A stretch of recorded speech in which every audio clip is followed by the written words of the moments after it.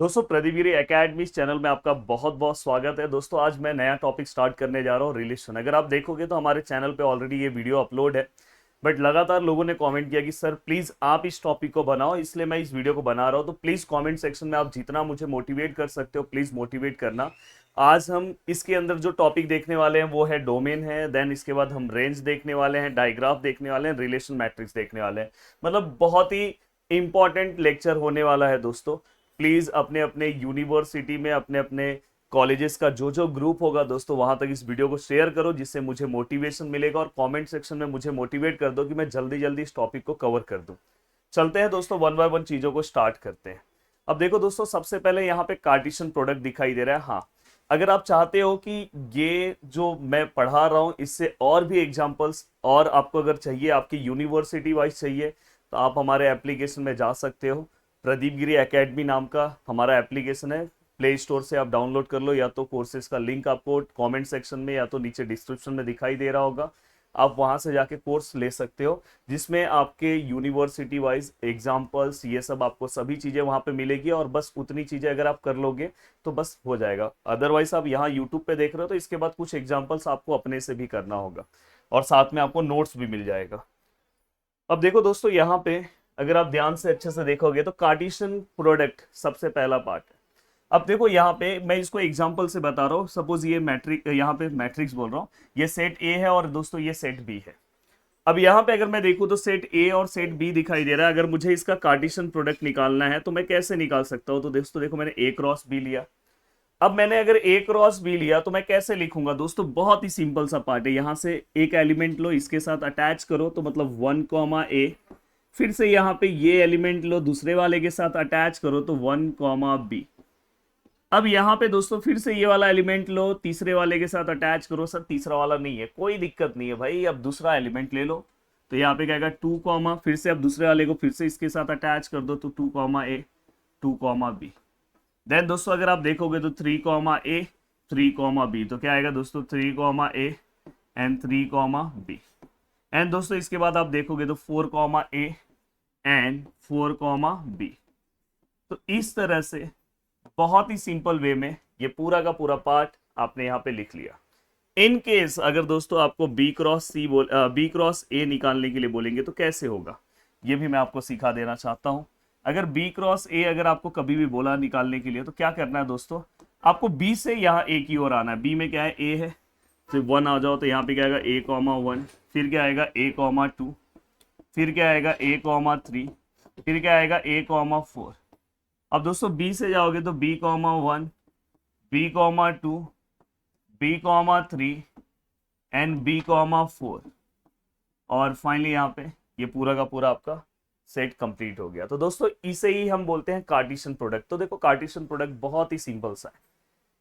देखो अगर आप किसी भी सब्जेक्ट्स को दिल से पढ़ोगे ना, बहुत ही सिंपल लैंग्वेज में, और मेरा हमेशा से पढ़ाने का तरीका ऐसा ही रहा है कि मैं ट्राई करता हूँ कि बहुत ही सिंपल लैंग्वेज में आपको चीजें प्रोवाइड करने की कोशिश करूँ। अब देखो दोस्तों, अगर आप ऊपर डेफिनेशन फॉर्म में अगर जाओगे तो ए और बी बोला है नॉन एम्प्टी सेट। भाई एम्प्टी सेट तो नहीं है। The Cartesian product of A and B is denoted by A cross B. सही बात है ना भाई, ए क्रॉस बी से हम डिनोट कर रहे हैं। डिफाइन एज, तो देखो यहाँ पे यही डिफाइन किया गया, ए और बी के फॉर्म में रहना चाहिए। ए किस में से आना चाहिए? ए में से। और बी कौन से सेट से आना चाहिए? बी में से। और फाइनली हमने एग्जाम्पल से बता दिया। अब दोस्तों ये पार्ट होने के बाद जो one of the most important part है, व्हाट इज रिलेशन। तो देखो भाई, रिलेशन को तो सबसे पहले हमने ऐसे लिखा है, डिनोट किया है, बट आप रिलेशन को ऐसे भी लिख सकते हो। अगर समझो ए का बी के साथ रिलेशन है तो आप ऐसे लिख सकते हो, relation of A to B. Even अगर स्मॉल ए का स्मॉल बी के साथ रिलेशन है तो आप लिख सकते हो small A relation with small B. अब देखो दोस्तों, यहां तक का पार्ट होने के बाद अब मैं कुछ एग्जांपल्स दे रहा हूं जो आपको बहुत अच्छा हेल्प करेगा। देखो दोस्तों, ये ए है, ये बी है, सेट ए सेट बी। हमने यहाँ पे कार्टेशियन प्रोडक्ट निकाला है, x, 1, x, 2, x, 3, y, 1, y, 2, y, 3, z, 1, z, 2, z, 3। Perfect. अब दोस्तों इसके बाद अगर यहाँ पे आपको एक रिलेशन दिया हो x, 1, दूसरा रिलेशन दिया हो y, 1, और तीसरा रिलेशन दिया हो दोस्तों z, 2। अब मुझे ये पूछेंगे, बताओ ये रिलेशन ए टू बी है कि नहीं है? दोस्तों अगर मुझे ये पूछना है, उन्होंने क्वेश्चन पूछा है कि क्या बताओ ये रिलेशन ए टू बी है कि नहीं है, तो बस इसके लिए एक ही कंडीशन है, यहाँ पे जो भी वैल्यूज आपको दिख रहे हैं ये ए क्रॉस बी में है कि नहीं है, बस चेक कर लो। अगर है तो ये रिलेशन ए टू बी है, yes. X comma one yes है, वाई कॉमा वन यस है, जेड कॉमा टू यस है, ये देखो मतलब ये रिलेशन ए टू बी है दोस्तों, मतलब ये परफेक्टली है।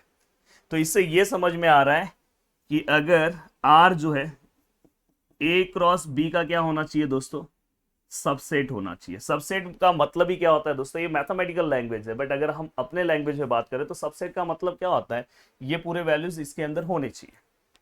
सर अगर सपोज ये ऐसा रहा 1, x 1, तो सर ये है क्या, ये रिलेशन है क्या दोस्तों? अगर आप ध्यान से देखोगे तो ये वैल्यूज इसके अंदर नहीं है, चेक कर लो भाई, नहीं है। यहाँ पे x, 1 है, ये 1, x है, तो सबसे पहली बात यहाँ पे आप डायरेक्ट क्या बोलेंगे, ये जो है दोस्तों रिलेशन ए टू बी नहीं है।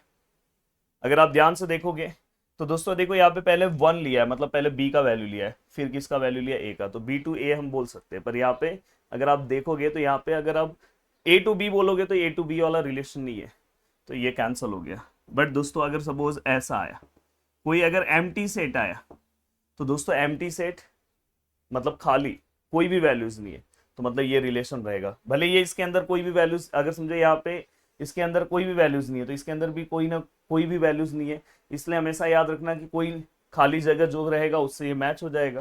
तो इसलिए याद रखना एम्प्टी सेट हमेशा रिलेशन होता है। अब यहाँ तक की चीजें कवर होने के बाद जरूर मैं बोल रहा हूँ कि लेक्चर एंड होने के बाद ना आप जरूर मुझे बहुत, ये सब चीजें मैंने आपको बता दी है, आप जरूर मुझे मोटिवेट करोगे और जरूर नीचे कमेंट करोगे कि सर मजा आ गया आज का लेक्चर। और अगर आपके कमेंट बहुत अच्छे रहे तो जरूर मैं जल्दी जल्दी बाकी के लेक्चर्स भी बनाऊंगा। अब देखो दोस्तों यहाँ पे ये ए है क्रॉस बी, मतलब मैं सबसे पहले कार्टेशियन प्रोडक्ट निकालने की कोशिश कर रहा हूँ, तो दोस्तों क्या आएगा 1, x, फिर क्या आएगा दोस्तों 1, y, फिर क्या आएगा दोस्तों 2, x, फिर क्या आएगा दोस्तों 2, y, फिर क्या आएगा दोस्तों 3, x एंड 3, y। तो दोस्तों ये Cartesian product A to B हो गया। अब दोस्तों यहां तक का पूरा पार्ट हमने लिख दिया, सब कुछ हमने लिखा। अब सपोज मैं यहाँ पे एक रिलेशन लिख रहा हूँ अपने मन से, समझो मैं इसी में से, समझो मैंने एक ये रिलेशन ले लिया, एक रिलेशन मैंने ले लिया ये, और एक रिलेशन सपोज मैंने ये ले लिया। अब पहली बात है ये रिलेशन है कि नहीं है, पहले चेक कर लो। देखो 1, x यस है, 1, y है, 2, x है, मतलब ये रिलेशन है। अब दोस्तों यहाँ पे अगर मुझे डोमेन बताना है तो मैं कैसे बताऊंगा, एंड रेंज बताना है तो कैसे बताऊंगा, ये सबसे ज़्यादा इंपॉर्टेंट है दोस्तों। अगर देखो डोमेन बताना है, रेंज बताना है, कोई दिक्कत नहीं। डोमेन मतलब आपको क्या करना है, डायरेक्टली फर्स्ट वाला वैल्यू लेना है। फर्स्ट वैल्यू क्या है, 1 है, 1 है, 2 है, मतलब सभी के फर्स्ट वैल्यू क्या है 1, 1, 2। जो रिपीट होता है उसको 1 टाइम लिखना है, जैसे 1, 2 टाइम आया तो 1 टाइम ही लिखोगे, और यहाँ पे क्या आएगा 2। सेकेंड वैल्यू रेंज मतलब आपको सेकेंड वैल्यू लेना है। देखो सेकेंड वैल्यू पे क्या है एक्स वाई एक्स, जो रिपीट हो रहा है उसको 1 टाइम एंड देन वाई। कितना सिंपल सा कॉन्सेप्ट है, आपके दिमाग में बहुत ही अच्छे से बैठ गया होगा। अब चलता हूं दोस्तों आगे की ओर, मैट्रिक्स रिप्रेजेंटेशन। अब दोस्तों देखो यहां पे एक एग्जांपल है, इस एग्जांपल से मैं कोशिश करूंगा चीजों को बताने के लिए।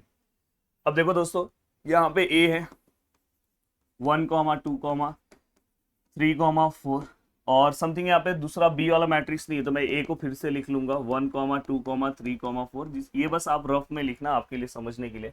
अब देखो मैं यहाँ पे रिलेशन लिख रहा हूँ, रिलेशन कैसे आएगा दोस्तों, x, y है, x is less than y, मतलब आपको ऐसे वैल्यूज लिखने हैं कि जो पहला वाला वैल्यू है वो छोटा होना चाहिए दूसरे वाले कंपैरिजन में। अगर समझो मैंने इसका 1 लिया तो इसमें से कौन सा वाला वैल्यू लूंगा दोस्तों, 1 लूंगा क्या, 1, 1 इक्वल हो जाएगा, दूसरा वाला वैल्यू दोस्तों बड़ा होना चाहिए, कंडीशन दिया है। तो दोस्तों 2 ले लेना, फिर आप क्या ले सकते हो 1, 3 ले सकते हो, फिर क्या ले सकते हो 1, 4 ले सकते हो। Yes perfect, yes. अगर हम 2 लेते हैं 2, 1 नहीं चलेगा, क्योंकि 2 तो बड़ा हो गया, दूसरा वाला वैल्यू बड़ा होना चाहिए। 2, 2 भी नहीं चलेगा, इक्वल है। 2, 3 एंड 2, 4 चलेगा, तो यहाँ पे क्या आएगा 2, 3 and 2, 4। And then third value अगर मैं कंसिडर करूं तो 3, 1 नहीं चलेगा, 3, 2 भी नहीं चलेगा, 3, 3 भी नहीं चलेगा। डायरेक्टली 3,4 चलेगा दोस्तों। अब यहाँ पे हमने ये पूरा का पूरा रिलेशन लिख दिया क्योंकि 4,4 नहीं चलेगा, इक्वल हो जाता है। अब इसे अगर मैं मैट्रिक्स रिप्रेजेंटेशन में लिखने की कोशिश करूं तो देखो रिलेशन को मैट्रिक्स फॉर्म में लिख रहा हूं।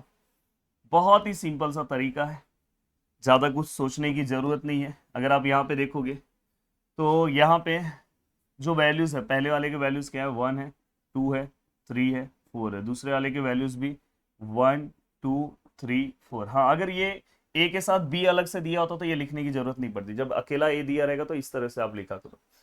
अब देखो दोस्तों, यहाँ ही से आपको चीज़ों को देखना है। पहला 1,2 है, 1, मतलब ये 1 लिखो यहाँ पे, 1,3 है, 1 और 3, यहाँ पे भी 1, 1 और 4, यहाँ पे भी 1, 2 और 3, 2 और 3 कहाँ पे दोस्तों, 2 और 1 है, 2 और 2 है, 2 और 3 यहाँ पे 1 आएगा, 2 और 4 यहाँ पे भी 1 आएगा, 3 और 4, 3 और 4 यहाँ पे भी 1 आएगा। तो दोस्तों बाकी सभी जगह पे 0 आएगा। तो देखो हमने यहाँ पे सभी चीजें लिख दी। ये हमने बहुत ही अच्छे तरह से मैट्रिक्स रिप्रेजेंटेशन में इसे हमने दिखा दिया। देखो अगर आप चेक करना है तो देख लो, 1,2, 1,1,3, यहाँ से आपको कंसिडर करना है, पहला ये फिर ये 1,4, 2,3, 2,4, 3,4, परफेक्ट। अब देखो दोस्तों ये हो गया। अब डायग्राफ आता है, नेक्स्ट कॉन्सेप्ट। मैंने बोला कि अगर आप कोर्सेज के अंदर जाते हो तो बहुत अच्छे तरीके से मैंने सभी चीज़ें बताई है। इसके ऊपर मैंने वहाँ पे 3 एग्जाम्पल्स लिए हैं अलग अलग। एक ऐसा एग्जाम्पल्स लिया है कि जिसमें डायग्राम दिया होगा तो फिर आप कैसे आंसर्स लिख सकते हो, वो भी मैंने लिया है, मतलब बहुत अच्छे तरीके से। इसलिए मैं बोल रहा हूँ कि यहाँ पे तो मैं मेहनत कर ही रहा हूँ, बट अगर आप खुद से कर रहे हो तो थोड़ा बहुत और एग्जाम्पल करो। मैंने कॉन्सेप्ट बता दिया है, बट देखो जो ऐप में आता है तो उसके लिए कुछ ना कुछ एक्स्ट्रा तो रहेगा ही दोस्तों। अब देखो दोस्तों डायग्राफ क्या है। देखो डायग्राफ क्या है दोस्तों, रिलेशन को हम पिक्टोरियल ड्राइंग की तरह हम दिखाएंगे, पिक्चर्स की तरह हम दिखाएंगे।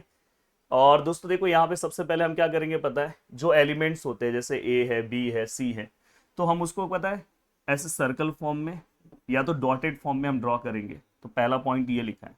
दूसरा पॉइंट हम क्या करेंगे दोस्तों, देखो अगर सपोज ऐसा है कि ए का रिलेशन बी के साथ है, तो देखो यहाँ पे ए लिखा मैंने, यहाँ पे देखो बी लिखा, और इसको आर्क के फॉर्म में बनाऊंगा, और ए का रिलेशन बी के साथ है इसलिए एरो ए से बी की ओर है। ये भी आपको समझ में आया। एंड दोस्तों इसके बाद थर्ड पॉइंट, अगर आप ध्यान से देखोगे, अगर सपोज ए का रिलेशन दोस्तों ए के साथ है, तो देखो आपने ए पॉइंट बनाया, और ए का रिलेशन ए के साथ ही है दोस्तों, तो ऐसे है, ये हमेशा याद। यहाँ पे भी देखो दिखाया है। अब दोस्तों यहाँ पे दोस्तों चलते हैं, कुछ क्वेश्चंस हम सॉल्व करते हैं जो प्रीवियस ईयर्स में पूछे जाने वाले क्वेश्चंस हैं। अब देखो दोस्तों यहाँ पे ए और बी आपको दिया गया है, और आपको क्या बोला है कि दोस्तों R is the relation of A to B. R जो है रिलेशन है ए टू बी, और वहां पे देखो यहाँ से भी आप समझ सकते हो कि R is the relation of A to B. और समथिंग हमें इफ एंड ओनली इफ कुछ कंडीशंस दिए हुए हैं, and find domain, range, relation matrix and digraphs. 4 चीजें हमें फाइंड आउट करना। तो इस तरह से क्वेश्चंस आपके एग्जाम में आ सकता है। तो देखो सबसे पहले मैं क्या कर रहा हूँ, ए लिख रहा हूँ। ए का सेट क्या है, 1 2 3 4, ये कंप्लीट हुआ। देन सेट बी अगर मैं लिखने की कोशिश करूँ तो क्या आएगा, 1 4 6 8 9, ये अपना सेट बी हुआ। अब दोस्तों आर इज द रिलेशन, अगर मैं रिलेशन सेट लिखने की कोशिश करूँ तो कैसे लिखेंगे दोस्तों, देखो बहुत ही सिंपल सा है।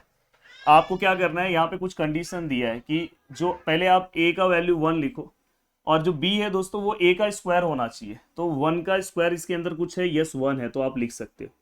फिर से देखो मैं 2 लिख रहा हूँ, तो दोस्तों फिर से मुझे क्या, बी जो है वो ए का स्क्वायर मतलब 2 का स्क्वायर इसके अंदर है क्या, बी सेट में, यस 4 है, लिख सकता हूँ। फिर दोस्तों अगर मैं 3 ले रहा हूँ तो 3 का स्क्वायर इसके अंदर है, यस 9 है, मैं लिख सकता हूँ। फिर मैं अगर सपोज 4 ले रहा हूँ, 4 का स्क्वायर इसके अंदर है दोस्तों, 16 नहीं है, तो मतलब ये अपन नहीं ले सकते। तो बस अपने को इतना ही लेना है। पहली चीज तो बहुत क्लियर है। अगर आप ये क्वेश्चन सॉल्व कर लिए तो इस टाइप का कोई भी क्वेश्चन सॉल्व कर लोगे। ये पहला पार्ट हो गया। अब दोस्तों देखो आपको डोमेन निकालना है। मैंने आपको पहले भी सिखाया कि डोमेन क्या होता है। देखो डोमेन अगर आपको लिखना है तो मैंने बोला फर्स्ट वाले जो भी वैल्यूज होंगे वो डोमेन होगा। तो 1 है, 2 है, 3 है, इसमें कोई भी रिपीटेड वैल्यूज नहीं है। अगर मैं बात करूँ रेंज की, तो रेंज क्या आएगा दोस्तों, अगर आप रेंज लिखने जाओगे तो रेंज में क्या आएगा दोस्तों, जो सेकेंड वाला वैल्यू है। तो देखो अगर सेकेंड वाले वैल्यू की अगर मैं बात करूँ तो क्या लिखेंगे दोस्तों, 1 और 4 और 9, ये हमने लिख दिया। देन दोस्तों इसके बाद नेक्स्ट है रिलेशन मैट्रिक्स है। अब देखो रिलेशन मैट्रिक्स अगर मैं सॉल्व करने की कोशिश करूँ तो ये भी बहुत आसानी से मैं सॉल्व कर सकता हूँ। देखो मैं किस तरह से सॉल्व कर रहा हूँ। देखो मैं यहाँ पे रिलेशन मैट्रिक्स है। अब देखो दोस्तों सबसे पहली चीज है कि ए के क्या क्या एलिमेंट्स है, 1 है, 2 है, 3 है, 4 है। आप इसको यहाँ लिखो। बी के एलिमेंट्स को 1 है, 4 है, 6 है, 8 है, 9 है। आपने यहाँ पे लिखा। अब यहाँ पे लिखने के बाद दोस्तों आपके लिए बहुत इजी हो जाता है। देखो 1,1 है, 1,1 यहाँ 1 आएगा। बाद में 1 से रिलेटेड कोई भी नहीं है तो सभी पे 0 लिख दो। बाद में 2,4 है तो देखो ये 2,4 आया तो इस पे आएगा, बाकी सभी पे 0। अब 3,9 है तो 3 पे डायरेक्ट 9 वाले पे 1 आएगा, बाकी सभी पे 0 आएगा। 4 से तो है ही नहीं तो सभी जगह पे क्या आएगा दोस्तों, 0। मैट्रिक्स रिप्रेजेंटेशन हो गया क्योंकि मैंने आपसे पीछे सॉल्व करवा के ले लिया। अब दोस्तों ये होने के बाद नेक्स्ट है दोस्तों डायग्राफ। अब देखो मैं यहाँ पे आ रहा हूँ डायग्राफ। अगर मैं डायग्राफ वाले पार्ट पे आ रहा हूँ तो बहुत ही सिंपल है। अब देखो डायग्राफ प्लॉट करने के 2 मेथड है। एक तो अगर सपोज मैंने यहाँ पे देखो पॉइंट ले लिया, तो देखो इसमें डायग्राफ में हम जनरली कनेक्शंस को दिखाते हैं तो यहाँ पे 1 दिख रहा है। और दोस्तों अगर आप देखोगे ध्यान से तो यहाँ पे 2 और 4 है। ये देखो ऐसे तो यहाँ पे 1 है, यहाँ पे 2 है, यहाँ पे 4 है, यहाँ पे 3 है और यहाँ पे 9 है। जो रिलेशंस के अंदर है वही मैं ले रहा हूँ। तो देखो 1 का 1 के साथ है तो आप ऐसे दिखा सकते हो कि 1 का 1 के साथ है। 2 का 4 के साथ है तो दोस्तों आप ऐसे दिखा सकते हो। देन अगर आप देखोगे 3 का 9 के साथ है तो 3 और 9 है तो आप ऐसे दिखा सकते हो।